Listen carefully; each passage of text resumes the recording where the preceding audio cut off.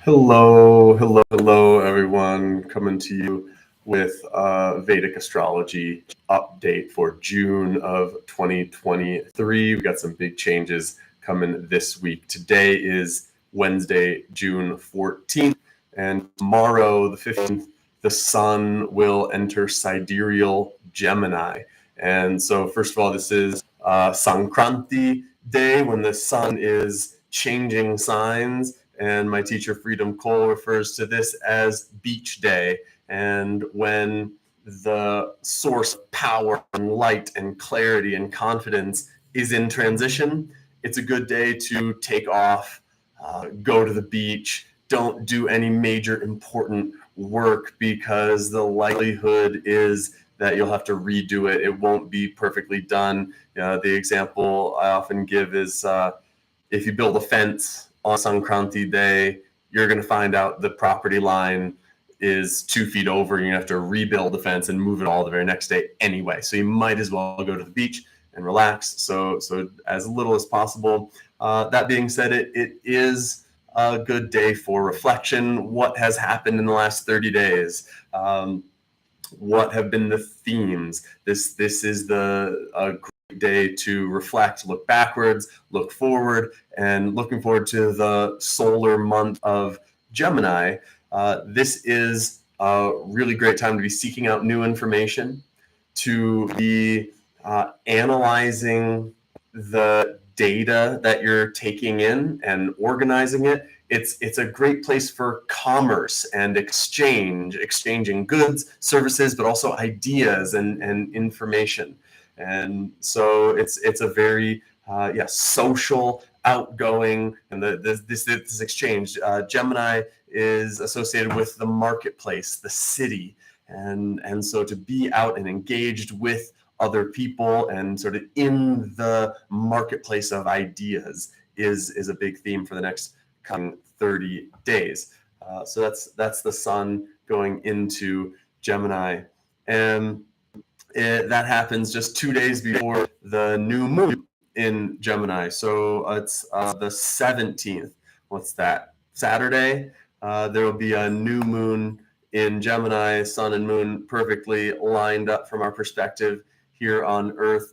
And that is the same day that Saturn stations retrograde. So Saturn, from our perspective, is moving through the sky. It's going to stop and start moving backwards. So the 17th is the day that it stops, and it'll be retrograde until the 3rd of November. So this marks a pretty major turning point. Saturn, the most distant planet, the most slow-moving planet, when a planet is stationed retrograde, that tends to be the point where it's if not the closest, it's as close as it gets to the Earth, and it's also perfectly still. And if you think about shooting a bow and arrow, you're more likely to be able to shoot accurately when you're standing still versus, say, while you're riding a horse and shooting as you move. Right? So the power of Saturn is enhanced in this moment because it's still, it's close by, and its influence is strong. So perhaps some of you have been feeling that tension, that pressure building.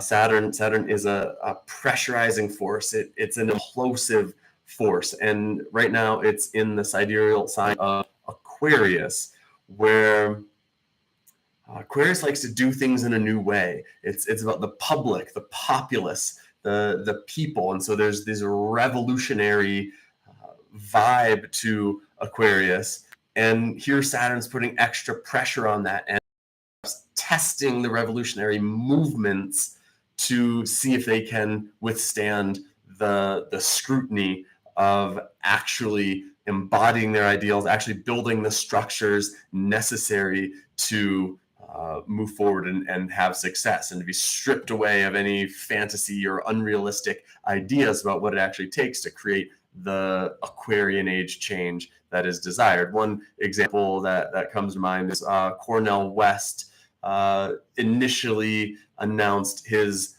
third party presidential candidacy with the People's Party. But he's now changed and is seeking the nomination for the Green Party, which has greater ballot access and is a much stronger infrastructure for a third party candidate. And so that's a very practical thing, maybe, but is still in line enough. And so that, again, letting all the idealism go and getting really, really practical about what it takes to build the infrastructure that makes revolutionary change possible. So now until November 3rd is Saturn retrograde. So the other thing I wanted to touch on is that since the 10th of May, Mars has been debilitated in Cancer. And that'll be true until the end of this month, until the 29th of June. And so Mars is the planet of power and action and our capacity to break and change, and it's associated with anger and aggression. And the sign of Cancer is the place of the cosmic mother. It's very gentle and loving, connected. And so these are contradictory energies. And when Mars gets in Cancer, tends to be frustrated. This is the place of suppressed anger, repressed anger. So perhaps you've noticed that your frustration or just like it hasn't been able to come out through proper channels recently. And so since the 30th of May, Venus has also been in Cancer. Venus, the planet of relationships and love and romance. And so when you put those things together, you've got frustration, suppressed anger influencing your love relationships, your romantic connections. And Venus in Cancer is also not super happy there.